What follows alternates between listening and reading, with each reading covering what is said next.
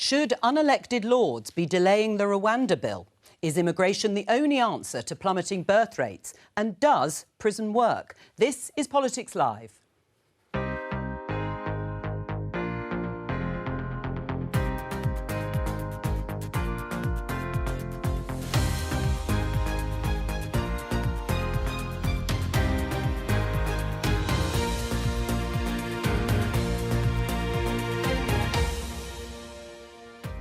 Joining me, Conservative peer Stuart Jackson, Labour peer Shami Chakrabarti, political strategist Joe Tanner and Richard Reeves from the American Institute for Boys and Men.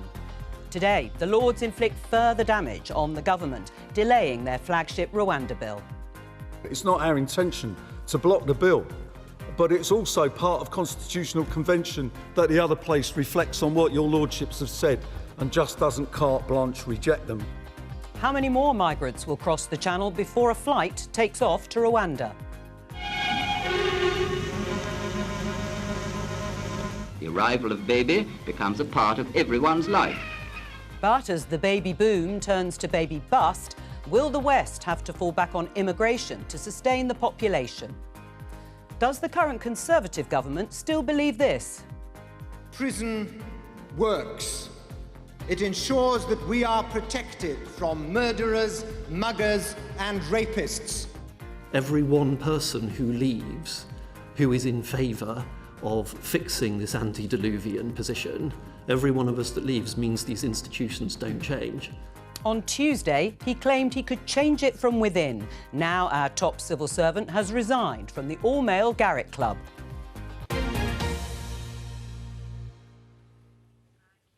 Welcome. Let's start with this headline in the Daily Telegraph. Mental health culture has gone too far, says Stride. That's Mel Stride, who is the Work and Pensions Secretary. He says everyday anxiety is not a medical condition, says Minister in crackdown on worklessness. This is an attempt to approach the large numbers of people who are not working because they are too sick to do so. Do you think he's right? I do think he's right. I think this is very serious in terms of the long-term health of the UK economy and our capacity to deliver public services. We've got 9.25 million people who are not in work or education, many of whom are sick. And I think the most striking point that Mel Stride made was that 94% of people who go into a doctor, a GP, who say they have a mental health issue, within 7 minutes, they are prescribed with drugs and the doctor says, you have a mental health problem, here are the drugs, and signs them off. And I think if you look at comparative data with other countries across Europe, we're miles ahead of their levels of mental health affliction and difficulties. So I think it's a national crisis and any government will have this problem, but this government really needs to take it seriously and urgently review the situation. And I think Mel Stride, to be fair, is doing that. Do you think Mel Stride's got a point and there needs to be a grown-up debate about the differences between serious mental health conditions that could result in you not being able to work as opposed to the normal anxieties of life? I didn't hear his remarks in context, so when I initially read them, I thought that sounds pretty insensitive so long after COVID and lockdowns and all the genuine mental health problems that would have either started or become exacerbated as a result of that. But where I do agree with Lord Jackson is that we shouldn't turn straight to medication. I think we have seen in the United States and elsewhere the dangers of rushing straight to medication. I think there's a lot to be said for talking therapies.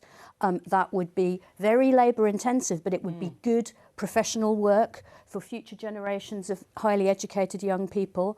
And I think we should be investing in our mental health as well as our physical health. And we should start before crisis. We should get into the habit at a relatively young age of counselling and therapies, and we've made some strides recently to take stigma away, but I think there's a lot more we can do to actually invest in the kind of social structure that is so lacking in Britain at the moment to have a healthier and happier country. Now, Mel Stride is talking about it also in the context of work. And he says that there are too many being left, the anxious, to languish, he says, on benefits is a betrayal of, he says in this case, Labour's core mission. That actually saying you're too anxious to go to work is actually self-defeating.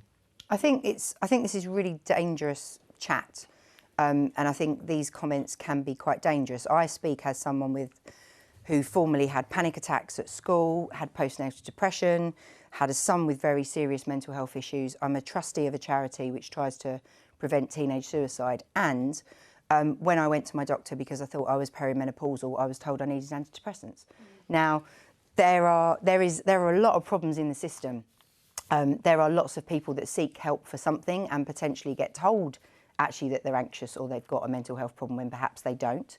I think there are plenty of people who are probably suffering chronic pain or other forms of illnesses and they're not getting seen for those, and therefore they actually can't work because they're probably thoroughly miserable and struggling to exist because they've got other problems.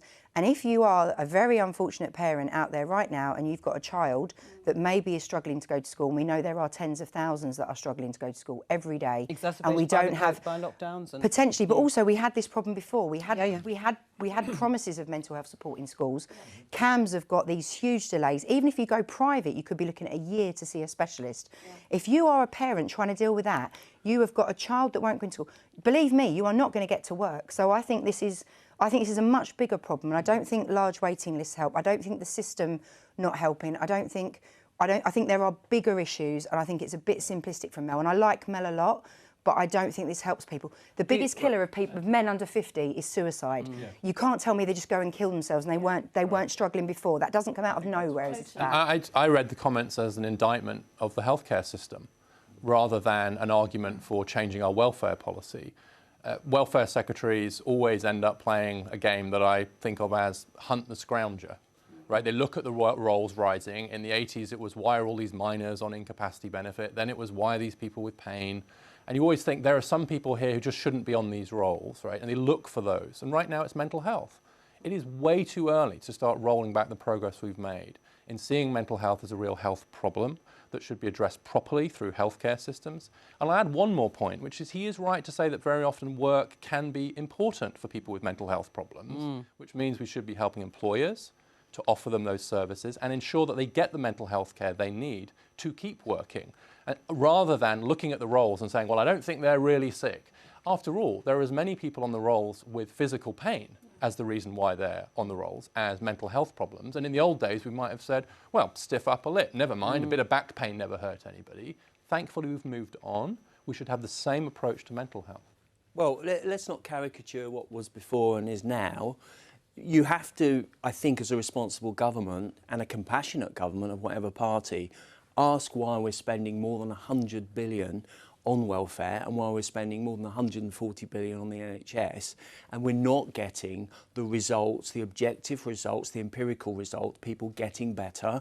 And we have to ask, why is this incremental change happening and why are we so much worse than other countries? It doesn't mean you don't care about people, but you actually want to try and solve the problem. I agree with that. The whole welfare bill is not about people with mental health problems. There are lots of people who are in paid work who are having to take benefits to supplement their poverty wages, to be blunt. But I think I agree with what I heard about the need for a bit of sensitivity and a great deal more investment in mental health facilities, not less. Governments have promised. I would like to see counselling in every secondary school. And not for people with problems, maybe in groups. Yeah, but I think a lot of schools are looking at it. And not for people with problems, but for everyone.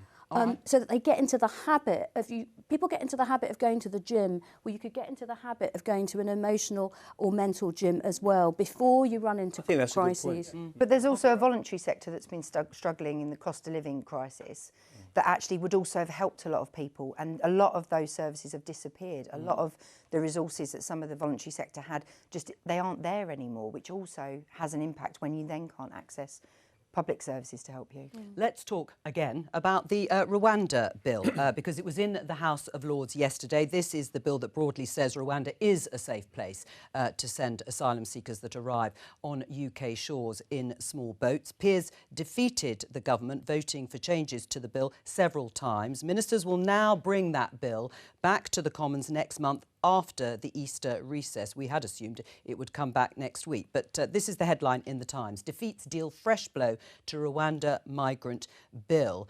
Lord's votes will put lives at risk, warns Cleverly. He goes on to say, this is the Home Secretary James Cleverly, while Labour and their allies try anything to delay, disrupt or destroy that plan, people are risking their lives. The talking needs to end, he says, so we can get on with the job of saving lives and stopping the boats. Shami, what do you make of his remarks? Well, I mean, obviously I disagree with him, but the interesting thing to me is that we had all been told that we would be back for a second round of ping pong next week. So you saying you wouldn't have delayed it or voted in favour of amendments being put back in? Well, the point of this process is that there ought to be genuine dialogue between the two houses. And so far, on a bill of this magnitude and controversy, the House of Commons, and that means the government with its big majority, have not made the slightest concession, not even on what I thought would have been an uncontroversial amendment to exempt Afghan interpreters and allies of the Crown overseas who find themselves here by irregular routes. However, what I think is interesting, your programme is to some extent for political nerds who are into the detail, is that it's for everyone. We were all of course it's for everyone. Of course it's, but we were all told that we would be back next week, next Tuesday, all right, after Commons consideration of what we did last night. And then we were suddenly told that, no, it's not going to happen until after Easter. Right. And now we're being told, and this is all the government's choice. But in a way, Shami, what was the point of even trying to delay it? It's going to become law at some stage soon. Because I think that there are some improvements. Look, I'm against this policy in principle, but there are some things they could do to bring this bill, controversial though it is, I say repugnant though it is, to bring it more in line with international norms. Well, Stuart, answer that point. What's wrong with wanting to improve the bill? They don't want to improve the bill. Well, you're a peer, of course. It's disingenuous. They want to wreck the bill. These are all wrecking amendments. It's completely unacceptable and constitutionally improper for the elected House to have, which has emphatically backed the bill on several occasions, to have their views cast aside. In fact, one Labour peer yesterday, Lord Lipsey, said sometimes we should just ignore the elected House. You know, Baroness Chakrabarti is well up as a senior lawyer on the constitutional proprieties. It isn't about scrutiny and oversight and improving the bill. They want to embarrass the government. They want the bill to emerge eventually completely wrecked, you know, dead on its feet. They want, it's all political choreography. Well, let Shami answer that. And I actually, can I just say, I do know what's going to happen. I think what will happen, it will come back after Easter. They'll do a deal with the Labour Party, who do not want to be seen to destroy the bill for electoral reasons. They want to damage it, Prime Minister, and then they will probably abstain. Well, there's a lot for Shami to answer, but respond more broadly. So I am personally, in principle, against the idea of forcibly transporting people who haven't even had an initial claim to Rwanda. However, I have not tabled a single amendment or voted for a single amendment that is against that principle.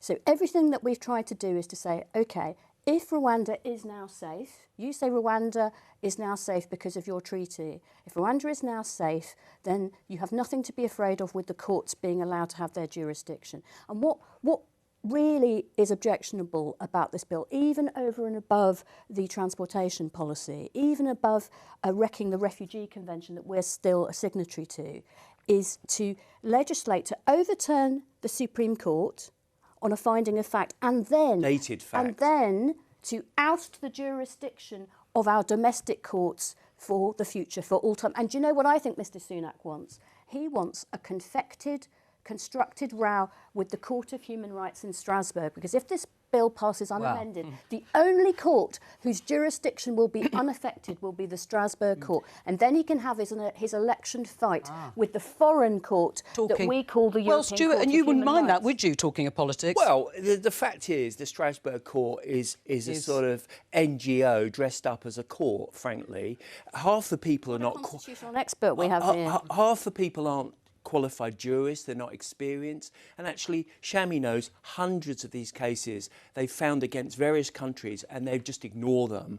And what Shami's voted for is a court where you have an unidentified jurist taking a decision about a British citizen in the middle of the night without giving their reasons. Okay, so if he's and right... the faith and trust of the criminal justice system is supposed to be vested in this right, foreign court. So if you're right about that, why not leave trust in our domestic courts? Because this bill doesn't touch the Strasbourg court. It's the domestic courts who are stripped of their ability to consider individual claims. Parliament makes the law, not the Supreme Court. Not the Supreme Court. Which court is it you don't like now, the Strasbourg court or the UK Supreme Court? I support the highest court in the land, which is the elected Parliament and the Lords, which is supposed to do its job Parliament of is not a scrutiny court. and I'm oversight. sorry. Hang on. Your friend Viscount Halsham calls it the highest court in the land. You can call it cheese if you want, but it doesn't make it so. Right, well, let me bring the others in. Joe, if flights do eventually take off, probably not before June at this rate, how much of a difference do you think it'll actually make to Rishi Sunak and the Conservative Party prospects at the election?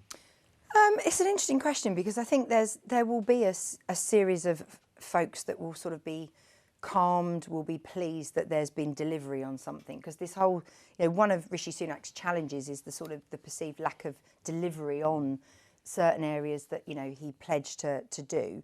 Obviously the economy has been improving, and that's something that he's wanting to take a lot of credit for, and I think there will be an element of, look, I said I'd do it and I've done it. So there is for him it will be, you could almost imagine the photo op with a big tick, next to the pledge. £1,000 from Piers Morgan handed just over. handing out the money. But at the same time, I think there are still it's not going to be plain sailing. There will be people turning up to protest.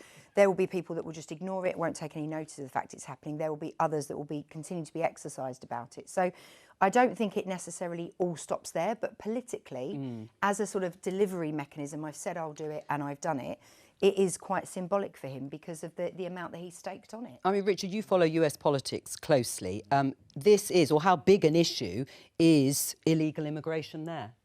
It's a significant issue, and it's one that people are starting to take more seriously, but that tends to be behind closed doors. What I observe, and what I hope this doesn't happen, is that immigration becomes even more toxic as a political issue, even more polarising, so that you can't have a sensible, substantive conversation about the pros and cons and the inevitable trade-offs that there are with immigration. Of course there are trade-offs, there are difficult choices. This bill seems to me to be bringing some of those trade-offs into sharp focus. But the last thing we want to do is end up in a situation like the US, where you either have to be absurdly anti-immigration, right, in order to show that you're a kind of true American, or sometimes absurdly pro-immigration in a way that leaves you open to the idea and the challenge that you're not protecting the border. This is a tough policy problem.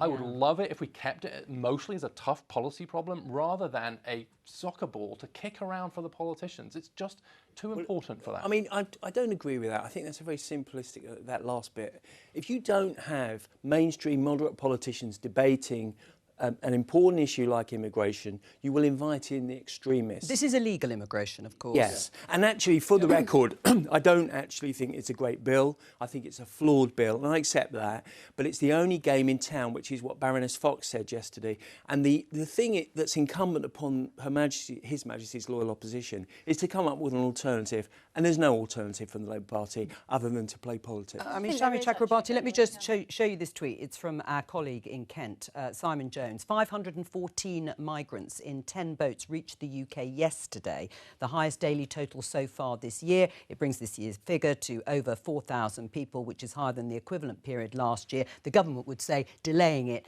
is resulting in those dangerous crossings, more of them. I'm afraid that I don't believe that the desperate people who are getting into these boats and potentially paying awful, unscrupulous people so to do are being deterred by this legislation.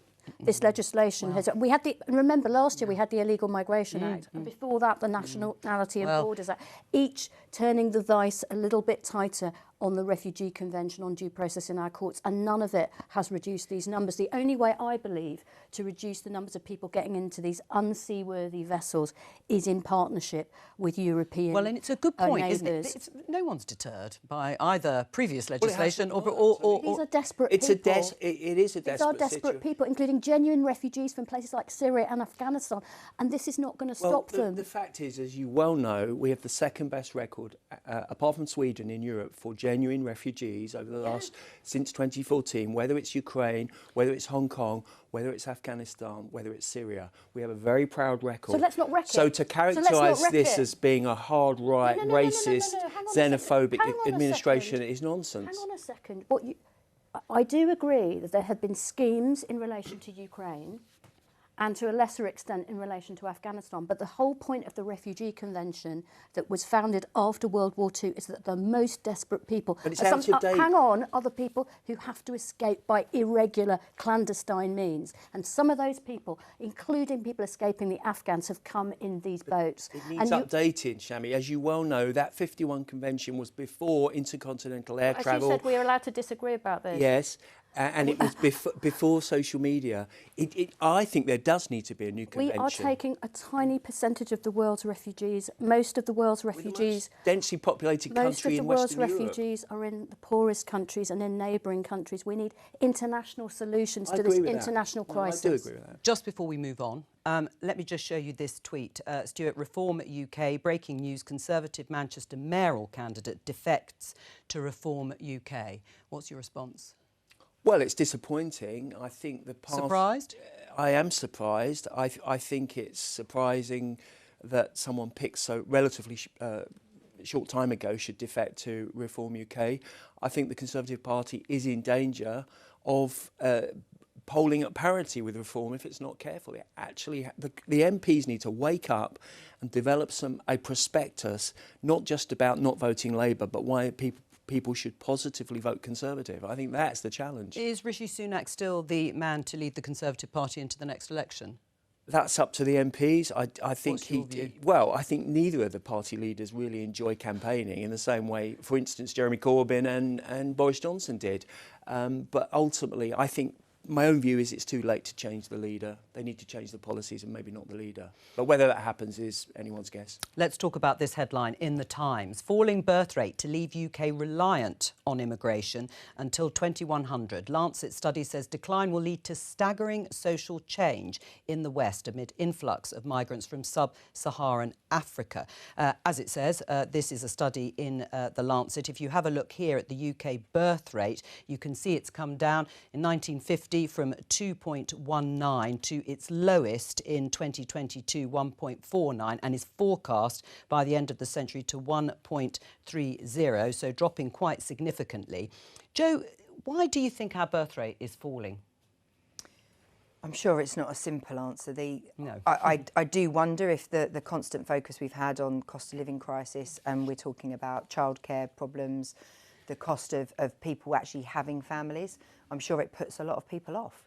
You know, people can't afford to live near their families, so they don't get that extended support structure, which if you're then thinking about when to have a child and what that's going to do, particularly as a woman, to your career, you need that extra support around you. And if you then are going to struggle to get back to work and afford childcare, it's a massive disincentive. So I'm sure for many women, that decision gets put off. And then for some people, it then becomes too late when they do decide that they want to have children, and then they can't. What's the problem here for the Western world, do you think? This is a global problem. I mean, the world is now at replacement rate at 2.2. Yeah, 2.1, I think they say the replacement rate. And so it does mean in the short run, if you don't want a shrinking population, you have no alternative but to have more immigration. And you don't want a shrinking population, or at least not rapidly shrinking, because that's very hard to manage in terms of your economy, your schools, your buildings. It's just extremely difficult. But actually, I'm interested in what it's signalling. Like, what is it saying about us as a society? Loss of optimism. Some women will say, I can't find the right guy. So it's one reason why we should want flourishing men, because we actually do want men and women to form families together. And so this political and cultural divide we see between young men and young women. But I think the really deep problem here is the one you just alluded to, which is we have transformed women's economic participation in these countries. And we haven't adjusted our labour market expectations along with that. So women, once they have children, face a very, and it is still typically women, face a very sharp trade-off between the choice to kind of raise their own kids and pursue their own careers. And I think it's really slow, the adjustment we've seen in the workplace. I hope the pandemic would help. but we still structure our labour market and too many of our jobs and our careers, especially in their 30s. Like law is a great example where women crater in their 30s because of the sharpness of that trade-off. So it's high time we recognise that most couples are going to want to both work and raise their kids. That should be in our paid leave policy, but it needs to be in our work policy too. Otherwise, these birth rates will keep going down, and it's not women's fault. It's the structure that we're making the choices in that we have to change. Shami? We could do much more. We could do much more as a society to support working families in terms of free and affordable childcare, in terms of other social infrastructure. However, I do agree with Richard that you don't want any change to be too drastic or dramatic, but we do have sustainability issues on this planet. So I'm not suggesting that we want. We don't want what a lot of people think. We should have we don't want the population of the planet to grow and grow, but we certainly don't want a fall to be too drastic or dramatic. Though, I mean, over time, with the fact that the world is now at replacement, I think tells us that. But we've also got the problems of climate emergency coming, with certain parts of the planet potentially being uninhabitable, you know, which feeds back into the refugee and immigration question we decided before. I do think we do need to think internationally about some of these things as well, but I can't disagree with much of what I've heard about the need to think holistically about men and women, about their working lives, about the relationship between work and family and community, and how we can be more supportive of each other. I've seen in the workplace men that say, you know, I've seen your email, I can't reply straight away, I'm looking after my children. And men being in the same way. And there is more of that, and I think there are societal changes. Men are doing more, but the one thing, maybe it's a slight disagreement between us, Shami, but I've actually noticed that when governments work on this, we talk about the need for family-friendly work, but what we actually end up creating quite often is work-friendly families. So we say, you need more childcare, longer school days, etc. Actually, I think a lot of young men and young women are saying, like, no, I'd actually quite like to raise my kids. Spend some time at home. Working week for people, agreed. Perhaps. But I think there's also things that we can do around older people. I read an interesting article earlier in the week about an experiment where preschool children are in an older person's home for a certain period of time, and you're seeing the benefit to both generations. But remember, with social care failings, we've got the parents that would have looked after their children's children are actually looking after elderly relatives. Well, totally. It's a double whammy for middle-aged women like me. I've got so many middle-aged female friends. Well, it is the sandwich generation. Can I just put something to you, Stuart, because the report says that in the meantime, while we struggle with these issues globally, we're going to need migration to sustain our population size and economic growth until the end of the century. Do you agree with that? Well, I'm broadly in favour of immigration if it's the right type of immigration, i.e. What's the right type? Well, the right type of immigration. I think they're just saying youngish across the people board. that contribute to the economy, that can pay taxes, be good citizens, be integrated. They will grow old. I mean, they're not going to stand in the way of time. So I'm not anti-immigration. But so the net migration levels are OK at the moment? No, I think they're way too high at the moment. OK, but that's because we haven't managed the immigration system properly. What I would say is it's not just about the West, as Richard says. It's a societal issue across the world. In fact, the thing that made me chuckle, sort of, reading last week, or this week, was that they're now in Japan selling more nappies for old people than for babies. That's a nice image to have in our head, Stuart. And it's a very arresting image.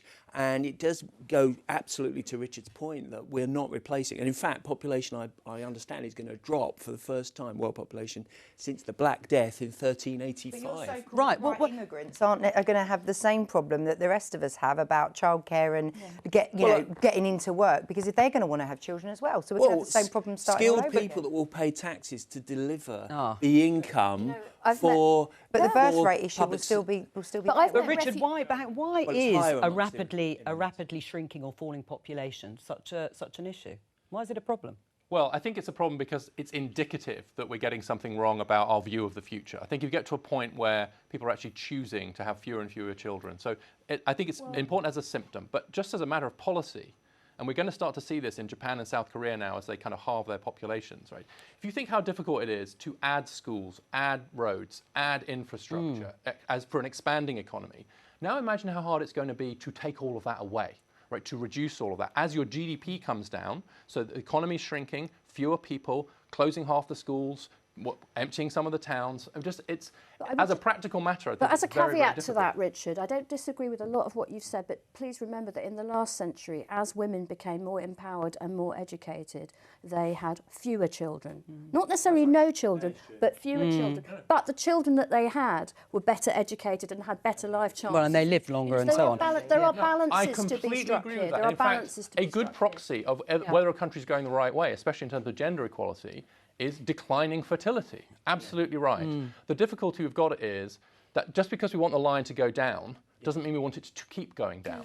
And we're at a point now where, like, when you're below 1, it's very hard for us to kind of rethink our assumptions about fertility. But we're at a point now where I think it's perfectly appropriate to be as worried about declining fertility in half the countries in the world now, it's half, as we used to be worried about both. So if we can think two thoughts at once, we have to. That's where we have to move. Can I just show you this before we move on? The BBC News. Women hit by state pension age rise owed compensation. Do you agree, Stuart? Well, I haven't read the details. Obviously, it's an ombudsman report. It's not a legal ruling. But I think the government will have to think seriously about it. It's been an ongoing issue for 10 years now, I think. it will cost, well, it could cost billions. Yeah. I accept that. I think it wasn't, it didn't happen in the correct way, and I think the Ombudsman has reacted to that in an appropriate way. But whether the government, I mean, I've seen figures that the government would have to come up with £35 billion to plug the gap. Well, that's unsustainable. That's not going to happen. So what do you think? I mean, perhaps a future Labour government may have to deal with this. Should they come up with those billions of pounds because women lost out, not having sufficient warning, they argue, about the pension age for women going up This from is not 60. a surprise, is it? The WASPy women, No. the WASPy women issue, has, as Stuart said, has been burning for years, and women. And the former Shadow Chancellor John McDonnell promised that a Labour government, if they had won in 2019, because would the do injustice is just so flagrant and it's been so long. Of course, what happens is that now you know these women will die, and which makes the injustice worse if the cost cheaper. Something if not the billions that are currently projected, we've got to at least move towards righting this terrible historic wrong. I mustn't speak out of turn. It's not for me to tell Rachel Reeves what to do. It's not even my expertise. But this You're welcome to speak freely. This is a chronic, historic injustice, and I think anybody who wants middle-aged women's votes, or any women's votes, or frankly any man that cares about social justice would come out with some kind of brave offer to these people. Let's look at this story in the Times. Rishi Sunak faces another Tory revolt, this time over prison sentences. This is about the sentencing bill, supported by the Prime Minister to scrap short sentences to ease overcrowding in prisons. It would allow offenders convicted of sentences less than 12 months to avoid jail. But there are at least 40 or so Conservative MPs who want to toughen up the bill, including Liz Truss, former Prime Minister, and Suella Braverman, the former Home Secretary. Whose side are you on, Stuart? Well, I'm on the side of those two, of my former colleagues, because if you look back in history, you made reference to Michael Howard, who was then Home Secretary. Prison Works, he massively increased the size of the prison estate, and for the 15 years after, crime plummeted. Fewer people were murdered, fewer people were subject to burglary, assault, and all the other serious offences. So prison does work. That said, I am in favour of combating recidivism, meaningful work, rehabilitation, all those things. But you've got to have a bit of stick if you're going to have carrot as well. Well, take on the first point. Well, look, I mean, that clip, that legendary clip from Michael Howard, Yes. the rapists and the murderers, they the shouldn't muggers. really be getting dangerous people shouldn't be less than 12 months in prison. So if you're just doing Wow. prison keeps us safe from the most dangerous people, that's a much smaller population. These short sentences do not work, and we would be better off investing in community penalties, frankly, so that the public can see that there are people there working, there are people there doing things for the community. Then they keep their skills, they keep their links with their family, which are very important to breaking the cycle of crime. I agree with you, and you will know the coalition government actually legislated for a Rehabilitation of Offenders Act, because we didn't want the situation where they literally were shown the door, here's 46 quid, go away. And they went straight back to drug dealers and other nefarious activities. So we did do that, but also these amendments were about keeping, hyper-prolific offenders who've got 20 convictions for burglary or assault in prison and not for 12 months. I think one of the mistakes is to have gone for this. One of the things that I mean, Alex Chalk is a decent guy, but I think he's been thrown into a position because of a crisis in overcrowding. Prison places. Instead of making the argument more proactively for community sentences and for not sending people to prison that's for the a few problem. Is months. the framing of this argument? If I could say that, is that I think on the merits, I think I served in the coalition government. I think the coalition government was right about this, which is that the evidence is that these short-term sentences. Actually, they're not good. I mean, more than half the people who do a short-term sentence re-offend, which is much higher than those in long-term sentences and probably higher than those in community service. So the does it work question is just a straightforward one. And the evidence suggests that it probably doesn't if the goal is to stop re-offending. And that could be because actually prisons turn out to be great apprenticeship schemes for criminals. There's a lot of really good criminals in there. And also it disrupts the lives of, let's be clear, young men. It's 96% male here. It disrupts their lives. Those figures, just to come to, I mean, I was quite shocked by how high it is in terms of almost all men. It's all men. And a lot of these short-term offences, particularly young men as well. And so the trouble is that even a short stint in prison can really derail their lives. What's unfortunate about this break up your relationships, your family. Right, we should be having a conversation about the merits of the policy rather than we don't have enough room. And prison education. Right? If it's framed as a resource problem, then the implicit thought there is we'd love to put them away, but we can't afford to, so let's not. But actually, it might cost as much to do good rehabilitation, I agree with you about this, and community service. This shouldn't be driven by resources. On that though, Joe, we looked at a couple of the offences that get less than 12 months. Common assault, theft, shoplifting and pickpocketing, breaches of domestic violence orders and protection orders. Well, they can be quite serious.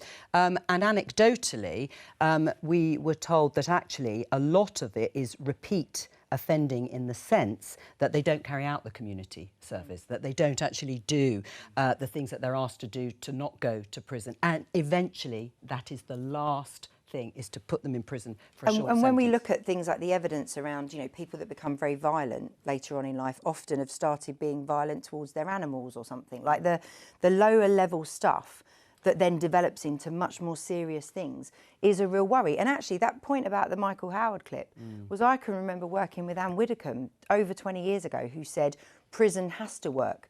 Prisoners should work when they're in prison. The problem is putting people in somewhere is not necessarily the answer in itself. Yes, it protects the rest of us, but in the long term it doesn't, because if they're there and it is a breeding ground for learning the tricks of the trade of what to do next and coming out with your only network actually being a bunch of criminals you served with, how is that helpful for anybody? So even if the sentences are longer, they're not necessarily going to do any good because they're not doing the right things for those people. They're not helping them go back into the society. Well-resourced. Let's come to... I mean, on the community service. Really well-resourced community penalties, services, whatever you want to call them, so that the public can see that something is, that these people are not shut away and to be forgotten about, but to keep the link between the community and people who are part of our community who've offended. You know that justice is one of the unprotected departments when it comes to... The most unprotected. Right, so when we talk about resort... Well, I don't know, 15 of them or something. Biggest cuts during the years of So austerity. if Labour wins the election, will you be at the door of Rachel Reeves saying you've got to spend more money? Because at the moment, she's not going to do that, rightly or wrongly. But she's not going to do... is going to have a lot of... She's going to have a big queue. I think they always do, don't they, Charles? But the point is, if you're not going to resource it... Rachel Reeves won't make any big announcements about the prison estate. And Conservatives haven't either. No, and as Joe said, they've had umpteen justice secretaries. And they failed. And I'll be quite honest, they failed to build the proper prison estate. But what I think in any government... So you would like them to spend more money on resourcing either community sentences or more prison places? Or... Social investment bonds, where you pay the third sector to run the services in the prison. You don't get them to actually build the prison, but teaching people, a lot of prisoners can't read, very poor with numbers, have mental health issues. You have to go to prison to learn to read and deal with your drug and mental health issues. But if they've committed an offence, they're in prison, so you don't want to let them rot. You want actually them to be decent citizens, to be rehabilitated. And I think the third and charitable sector has a big role to play, but we do also have to build more prisons. And that's the end of it, really. But the discussion, that's the end of it. And Is it? but the discussion around what is prison for, your points about reframing this, that does seem to have been lost over the last because of an 10 arms years. race that started in the 1990s between two gentlemen who ended up leading their party. First they were the Home Affairs bods, and then they started. John Reid and David Blunkett weren't exactly shrinking violets, were they? I mean, they were pretty hard on prisoners. I have actually found it quite really good to see the coalition, the House of Commons committee, now the Rishi Sunak government looking at the evidence, seeing what works, and actually I think across the board saying actually these short-term sentences don't really seem to be working. Let's try and do something else. The tragic mistake is to position it as a money-saving exercise as a result of resource constraints. And the resources also, we talk about what's going on in prison itself, but also when we look at the gang culture, the problems where the small crime starts, is also, you know, I worked with Boris Johnson many years ago, love him or loathe him, but when he was London Mayor, that campaign was all about reducing knife crime in London. And we actually saw massive decline in knife crime in London because the voluntary sector was empowered to help. And they actually were turning up on estates, they were getting kids away from their gangs, they were talking to them, they were helping them choose other options. A lot of that resource has gone in the last couple of decades. We've made our own mistakes.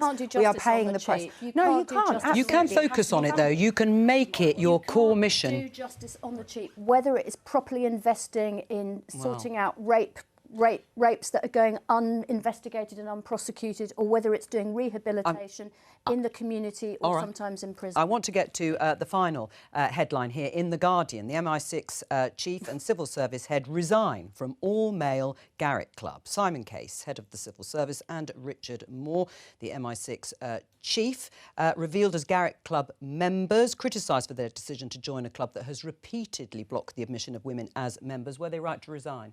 I can't believe they even joined in the first place. I mean, it's not like you didn't know. And the idea that, I can change it from within. The Garett Club, you know, we've been talking, remember Whites and David Cameron? We've been talking about this for decades. I don't get it. I mean, I've been to these places and I've been made to feel like a second-class citizen. I was allowed in. I actually went to the toilet in the basement in one because there weren't toilets on the usual floors, you know, because that's where the woman was allowed to go. But what on earth are they doing? They're supposed to be promoting. You know, they're looking after massive public services, equality and diversity. You know, how can you head up something and think that that's right? I don't get it. How can you? Well, I don't want to come over all woke. No, you won't. Don't. Trust You've me, got no fear. I do. You are not woke. But I do. I was very. You know, I don't really care that much about the Garett Club's policies, but I do think to exclude half the population seems a bit odd. There were very many very talented women in all sorts of walks of life, and I can't understand why they ever did it. You wouldn't join Well, I take the Groucho Marx approach. I wouldn't want to be a member of a club that had me as a member. Like the House of Lords. That's true. Speak for yourself there, Shaman. Richard, you haven't. I mean, what about all male spaces and? Well, I've never been to the Garett Club. I was a bit astonished to learn, actually, that it was still split. But so I think they were right to resign. The social norms around this are changing, albeit perhaps a bit too slowly. The only thing I would say is there's a very big difference between a space like this, where you've got power brokers, and where there probably is some real power being exchanged in these single-sex spaces. There's a very big difference between that and, say, the Boy Scouts or a working men's club or something else. And there's been, I think there is still a case for some single-sex spaces for both women and men, frankly, which are not the same as the Garett Club. So what I wouldn't do is extend the correct argument that these elite spaces shouldn't be single-sex into a general attack on any single-sex spaces in our society at all. They are not. The Garett Club is not a working men's club. Keep going, and then I won't have to answer this. No, come on, Shami. Come on, Shami. No, go on. My new woke friend, Stuart Jackson of Peterborough, said I think thrilled that it is wrong to exclude half the population. What are the fees for the Garett Club? Are we excluding only half the population, or are there some you know, slightly bigger problems of disqualification from this club? I do think there are enormous challenges still facing women, but there are probably things higher up the agenda than the. What I like was the comment that you're not allowed to discuss formal business in the Garett Club. That is. That's all for today. I'll be back on Monday with more Politics Live at 12:15. From all of us here, bye-bye.